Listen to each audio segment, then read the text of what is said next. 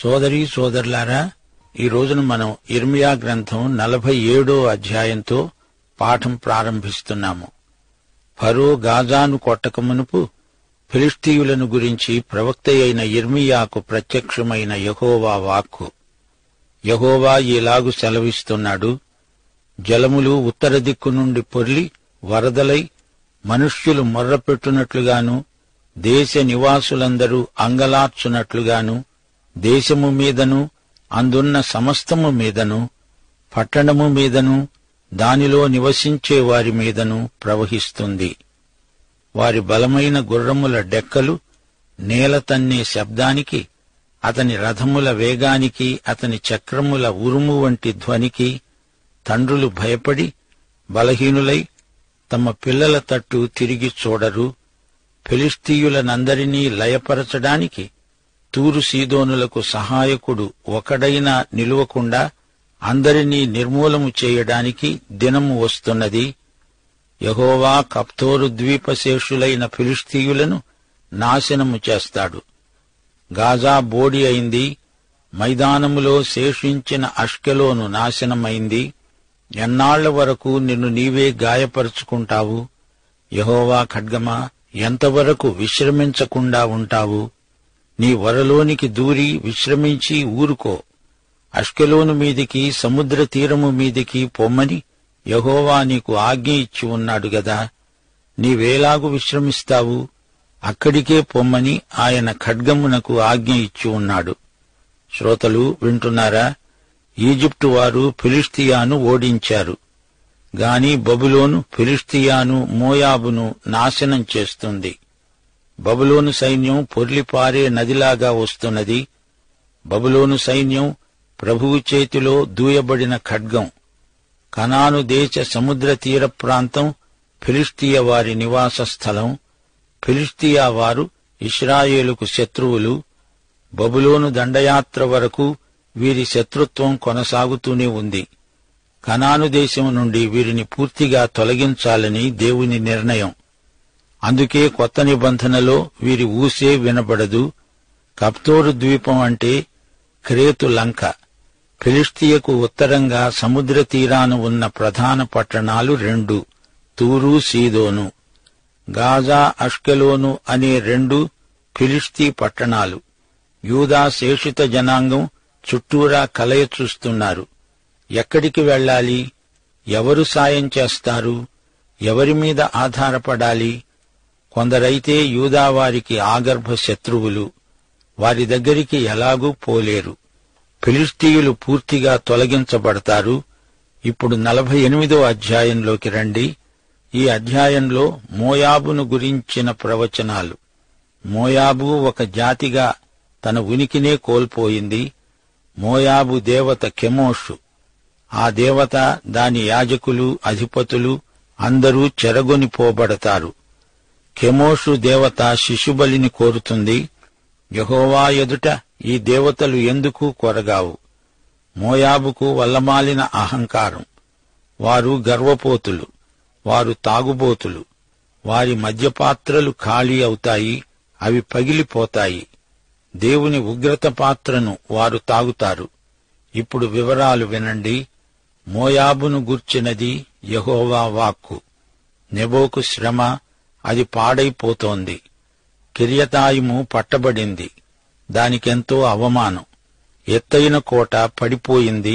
హెష్బోను వారు దానికి కీడు చెయ్యాలని చూస్తున్నారు. మద్మేనా అను ఖడ్గం తరుముతోంది. హోరనయిము నుండి రోదన ధ్వని వినబడుతోంది. దోపుడు జరుగుతోంది. మోయాబుకు మహాపజయం. దాని బిడ్డల రోదన ధ్వని వినబడుతోంది. పరాజితుల రోదన ధ్వని. జనులు లూహీతును ఎక్కుతూ ఏడుస్తున్నారు, ఏడుస్తూ ఎక్కుతున్నారు. అరణ్యములోని అరుహ వృక్షము వలె ఉండండి. కెమోషు దేవత కూడా చెరగొనిపోబడింది. సంహారకుడు ప్రతి పట్టణం మీదికి వస్తాడు. మోయాబు పట్టణాలన్నీ పాడైపోతాయి. యెహోవా కార్యమును అశ్రద్ధగా చేసేవారు శాపగ్రస్తులగుదురుగాక. మోయాబు తాగుబోతు ప్రజలు. దేవుడంటున్నాడు, వారి పానపాత్రలను ఖాళీ చేసి వారి జాడీలను పగలగొడతాను. మోయాబులోని బలాఢ్యులు, యువకులు వధించబడతారు. మోయాబునకు సమూల నాశనం సమీపిస్తున్నది. దూరమైనట్టి సమీపమైనట్టి మోయాబు దేశ పురములన్నిటికీ శిక్ష విధించబడి ఉన్నది. మోయాబు శృంగం నరికివేయబడింది, బాహువు విరువబడింది. దేవునికి విరోధి అయి మత్తిల్లి తన వమనములో అనగా తన వాంతిలో తాను పొరలాడుతోంది. అపహాస్యం పాలైంది. ఇశ్రాయేలును గేలి చేసింది. మోయాబుకు పొగరెక్కింది. వారి తామసం ప్రగల్భాలు నేనెరుగనివి కావు. మోయాబు నిమిత్తం నేను అంగలారుస్తున్నాను. ఫలభరితమైన మోయాబు పొలములో నుండి ఆనందము, సంతోషము తొలగిపోయాయి. నీటి ఎద్దడి చేత నిమ్రోను ఎండిపోయింది. ఉన్నత స్థలాలపై బలులర్పించి ధూపం వేసేవారిక మీదట ఉండరు. నేను మోయాబును పనికిమాలిన ఘటములాంటి దాన్ని పగలగొడతాను. నీ కోటలు పడిపోతాయి, దుర్గములు పట్టబడతాయి. మోయాబు శూరులు ప్రసవించే స్త్రీలలాగా అవుతారు. యెహోవా కంటే గొప్పవాణ్ణి అనుకుని మోయాబు ఒక జనము కాకుండా నిర్మూలమైపోయింది. భయము, గుంట, ఊరి మోయాబు నివాసి మీదికి వచ్చాయి. మోయాబు మీదికి విమర్శ సంవత్సరాన్ని నేను పంపుతున్నాను. ఇదే యెహోవా వాక్కు. అగ్ని జ్వాలలు వచ్చి మోయాబు శిరస్సును నడినెత్తిని కాల్చివేస్తాయి. మోయాబు, నీకు శ్రమ. కెమోషు జనులు నశించారు. నీ కుమారులు చెరపట్టబడ్డారు. అందులో నీ కుమార్తెలు కూడా ఉన్నారు. అయితే అంత్యదినాలలో చెరపట్టబడిన మోయాబు వారిని తిరిగి రప్పిస్తాను. ఇదే యెహోవా వాక్కు. ఇంతటితో మోయాబును గురించిన శిక్షావిధి ముగిసింది. ప్రియశ్రోతలు, 48వ అధ్యాయమంతా పద్య రూపంలో ఉంది. ఈ దేశానికి నాశనం మూడింది. యూదాకు మృత సముద్రానికి తూర్పుగా మోయాబు ఉంది. మోయాబు జనం ఎవరనుకున్నారు? వీరు అబ్రహాము సోదరుని కొడుకైన లోతు సంతానమే. బబులోను రాజైన నెబుకద్నెజరు పరిపాలనా కాలంలో మోయాబుకు ఈ అధ్యాయంలో పేర్కొన్న కీడు సంభవించింది. నెబో, కిర్యతారీము అనే 2 ఇశ్రాయేలు పట్టణాలను మోయాబు గెలుచుకుంది. అలాగే హెష్బోను కూడా.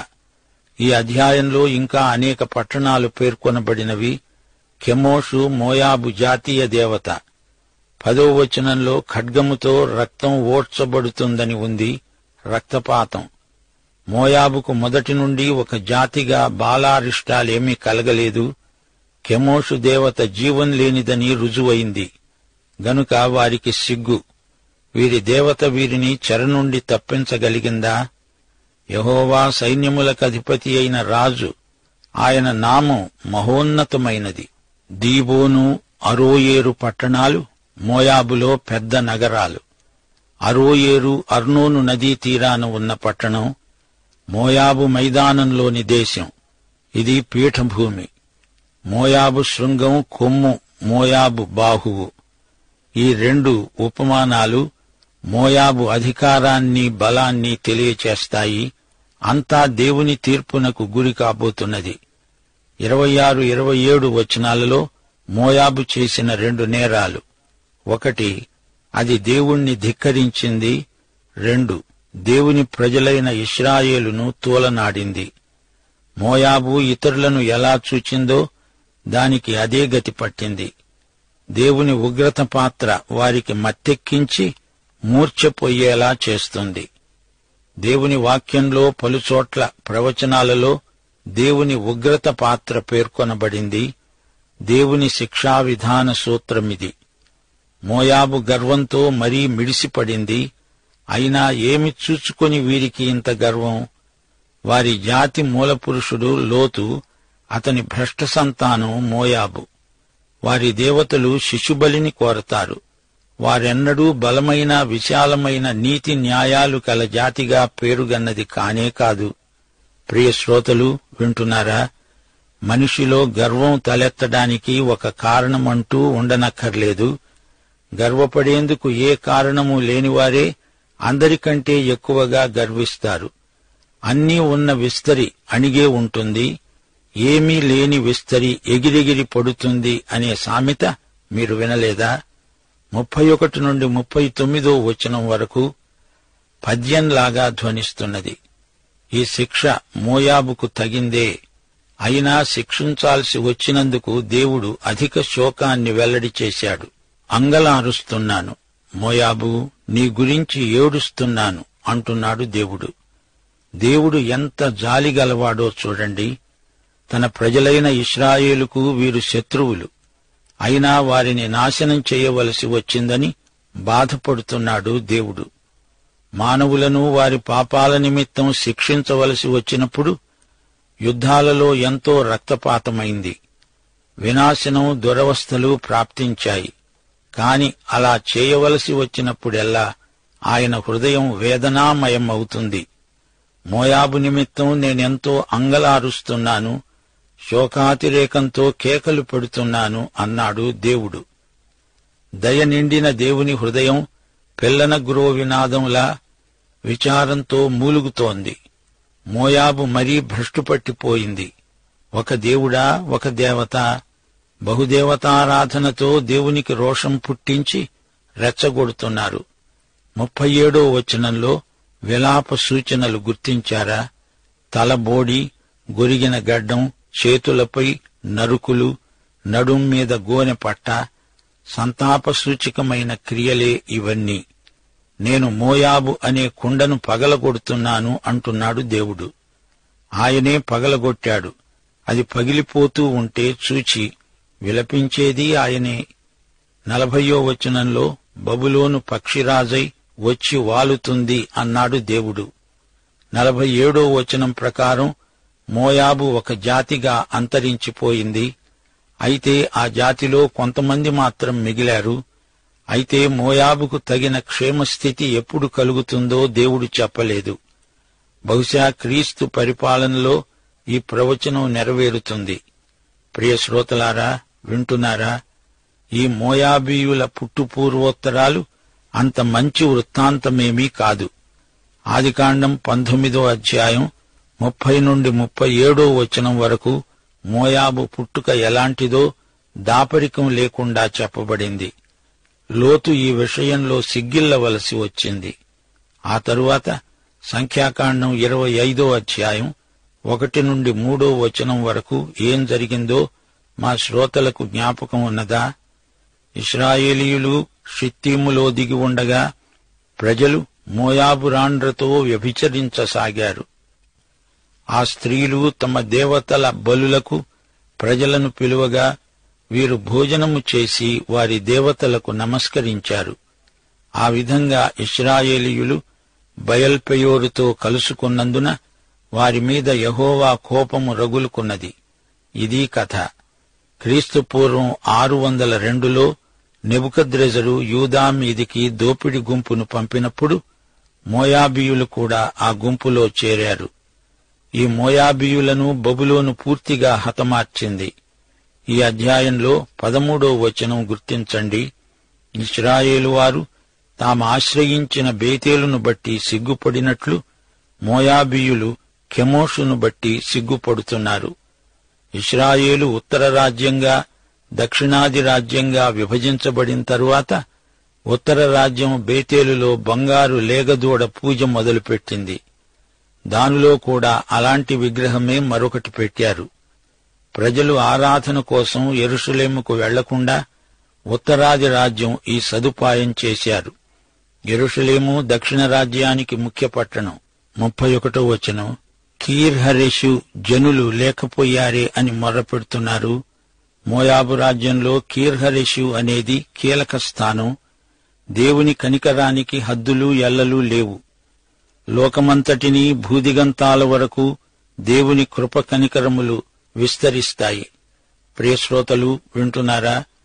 యిర్మీయా సందేశ సారాంశం ఏమిటి? దేవుని ప్రజలు తమ పాపాలు ఒప్పుకొని పశ్చాత్తప్తులై దేవుని వైపునకు తిరగాలి.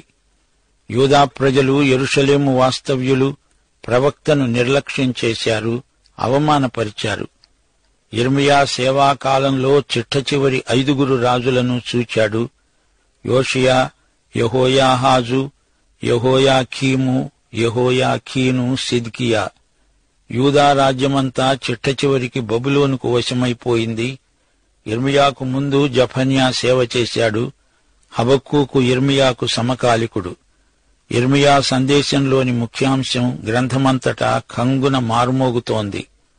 నీ దేవుడైన యెహోవాను విసర్జించుటయు, నీకు నా ఎడల భయభక్తులు లేకుండుటయు బాధకు, శ్రమకు కారణమవుతాయని నీవు తెలుసుకొని గ్రహించునట్లు నీ చెడుతనమే నిన్ను శిక్షిస్తుంది. నీవు చేసిన ద్రోహమే నిన్ను గద్దిస్తుందని ప్రభువును సైన్యములకు అధిపతియు అయిన యెహోవా సెలవిస్తున్నాడు. యిర్మీయా 2:19 యిర్మీయా గ్రంథం మొత్తంలో 4 ముఖ్య స్థలాలు పేర్కొనబడ్డాయి. అనాతోతు, యెరూషలేము, రామా, ఈజిప్టు. యిర్మీయా గ్రంథంలో చరిత్ర ఉంది, కవిత కూడా ఉంది, రచయిత స్వకీయ సాక్ష్యం ఉంది. యిర్మీయా తన సందేశాన్ని వివరించడానికి కొన్ని సంకేతాలు వాడాడు. యిర్మీయా చెప్పిన వస్తుపాఠాలలో గొప్ప నాటకీయత ఉంది. బాదము చెట్టు చువ్వ, మసలుతున్న బాన, అవిసెనార నడికట్టు, కుమ్మరివాని బంకమన్ను, పగిలిన మట్టి కూజాలు, 2 అంజూరపు పండ్ల గంపలు, కాడి, పలుపు, పెద్ద రాళ్లు, నదిలో మునిగిన గ్రంథం. ఈ సాంకేతిక వస్తుపాఠాలు శ్రోతల మనస్సుల్లో నిలిచిపోతాయి. యిర్మీయా విజయ రహస్యమిదే. అతడు దేవునికి ఎంతో విశ్వసనీయుడు. యిర్మీయా ప్రవచనాలలోని అంశాలలో గొప్ప వైవిధ్యమున్నది. పాపం వల్ల అనేక అరిష్టాలు ప్రాప్తిస్తాయి. దేవుని హితవాక్యం విని పాపాన్ని ఒప్పుకొని దాన్ని విడిచిపెట్టాలి. ఒప్పుకోని పాపాల వల్ల శిక్ష తీవ్రతరమవుతుంది. పాపాన్ని సమర్థించుకునే విఫల ప్రయత్నం చేయకూడదు. ఇతరుల మీద నింద వేయకూడదు. నెపాలు వెదకకూడదు. మన ప్రవర్తన విషయమై దేవునికి లెక్క అప్పగించాలి. దేవుడే అందరికీ ప్రభువు. ఆయన సార్వభౌముడు. ఆయన ప్రేమపూర్ణుడు. దేవుని అధికారానికి నిర్నిబంధంగా ఒప్పుకోవాలి. దేవుని చిత్తమును శిరసావహించాలి. మన స్వంత ఆలోచనలను విడనాడాలి. దేవునితో మనకున్న ప్రేమ సంబంధాలను కొనసాగించుకోవాలి. హృదయపూర్వకంగా అంకిత భావంతో సేవ చెయ్యాలి. హృదయం మారాలి. మన హృదయ స్థితిని నూతనపరిచేవాడు యేసుక్రీస్తే. పాపం కల్పించిన నైతిక ఆధ్యాత్మిక సమస్యలకు దేవుని ప్రేమే పరిష్కారం.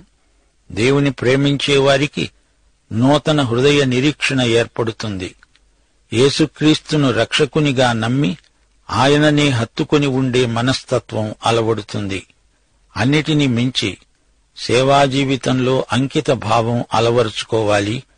ప్రజల మెప్పు కాదు, ప్రభువు మెప్పు కావాలి.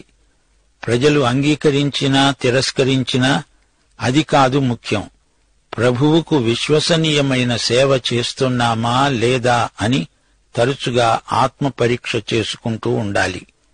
మనలను అందరూ అగౌరవపరిచినా పర్వాలేదు, కాని ప్రభువు అప్పగించిన సందేశం ప్రకటించి తీరాలి. దేవుని పని నిర్వహణలో ఎట్టి కష్టనిష్ఠురాలొచ్చినా సహించాలి.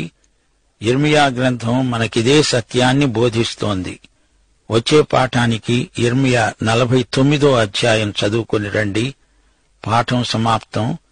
ప్రభు అయిన యేసుక్రీస్తు వారి దివ్యకృప, తండ్రి అయిన దేవుని పరమ ప్రేమ, పరిశుద్ధాత్మ యొక్క అన్యోన్య సహవాసము, సమాధానము మనకందరికీ సదాకాలము తోడై ఉండునుగాక. ఆమేన్.